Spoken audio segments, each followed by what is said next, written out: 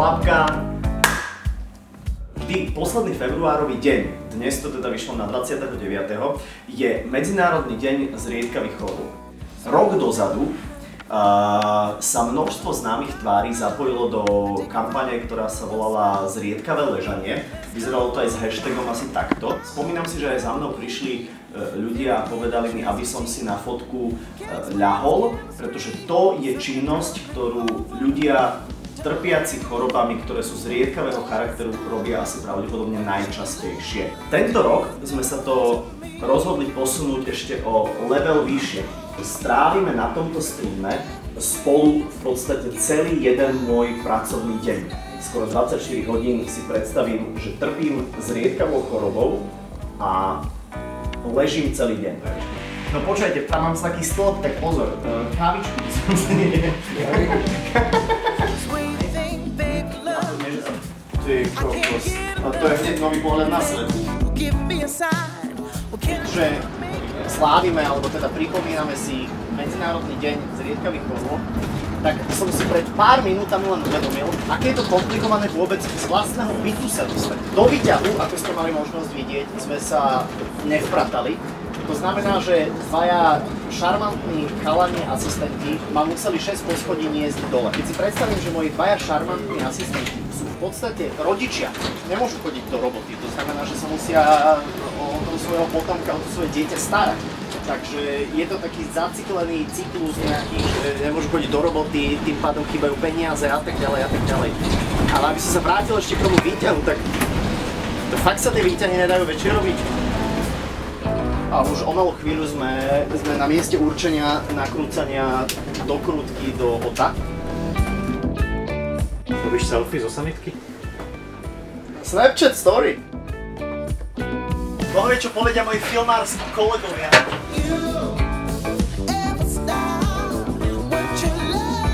Takto ani Caprio nejde na plac.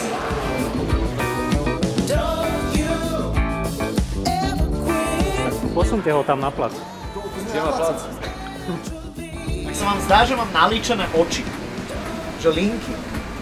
Tak to možno trošku áno, lebo musel som hrať postavu spevačky Adele. Bože. A tu o malú chvíľu bude Leškova 5. Fan rádio.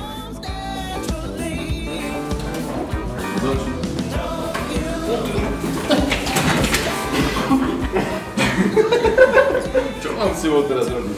Píše mi moja priateľka, ako láska. Ako láska. No v pohode, tak snažíme sa dostať do štúdia. Okay. Dobre.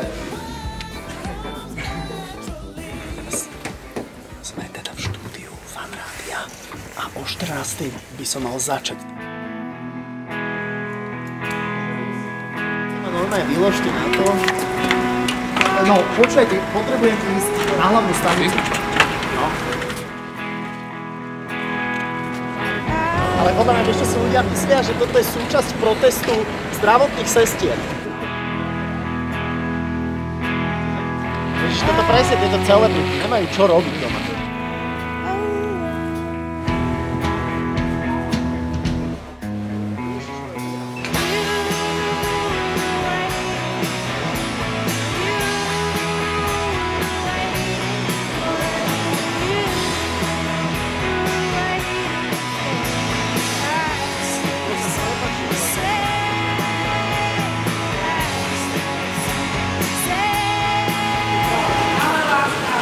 Láska.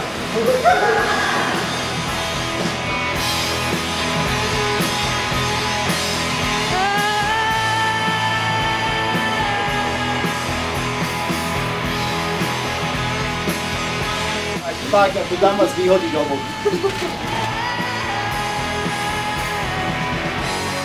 Má pagáče pre chalanov, za celodenná odmera, lebo bez nich by som bol dnes na hrade.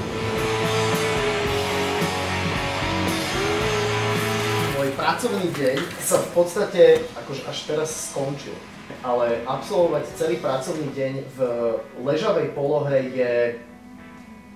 je pomerne dosť komplikované, takže teraz som napríklad mega šťastný, že môžem si nohy zvesiť. Ja aj konečne. A celý tento deň bol predovšetkým o tom, aby sme veľmi intenzívne upozornili na to, že, a toto sú teraz štatistiky, na Slovensku 1 z 2000 ľudí Milamovi trpí tzv. Zriedkavou chorobou. Ak to celé narátame, tak na Slovensku žije približne 300 000 ľudí, ktorí trpia tzv. Zriedkavou chorobou. Ich život, ktorý som si tak trošku sa snažil osvojiť v rámci dnešného dňa, zistil som, že je to proste fakt zložité, fakt je to komplikované, je to náročné na nielenže pracovné prostredie, je to mega náročné na rodinné prostredie. To znamená, že chcem poďakovať aj chalanom, že sa o mňa starali, proste dvaja chalani so mnou chodili v kúse dookola, hore dole a nosili, prenášali a bez nich si to neviem ani predstaviť, to znamená, že ich by som tak zamenil za vlastne rodičov, ktorí tým pádom nemôžu chodiť do roboty. Je to proste celé asi veľmi zložité. Ja nie som odborník na tú tému, ale len vám môžem povedať tie svoje pocity, ktoré som v rámci tohto zriedkavého ležania dnes mal. Všetkým vám držím palce, ktorí nejakým spôsobom trpíte napríklad takúto chorobu, alebo poznáte niekoho, máte niekoho takého v rodine. Veľmi vám držím palce a dúfam, že ste v rámci dnešného dňa aj so mnou nejakým spôsobom prežili niečo príjemné. Ja vám ďakujem za skúsenosť. Zriedkavé ležanie je o rok. Čus!